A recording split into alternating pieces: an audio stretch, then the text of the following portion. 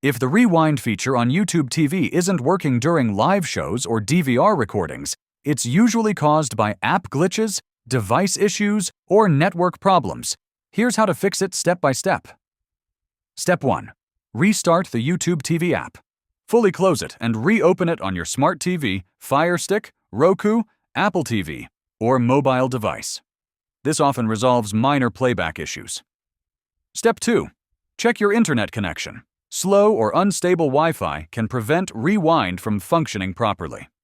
Move closer to your router, switch to a 5 GHz network, or use Ethernet if possible. Step 3.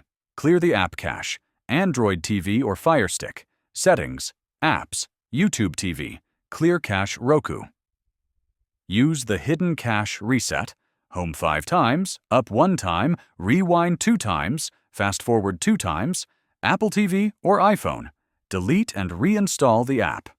Step 4. Ensure the video you're trying to rewind is supported. Live TV may not allow rewinding beyond a certain point, and some channels restrict DVR rewind. Step 5. Update your YouTube TV app and device software. Outdated versions often cause playback problems.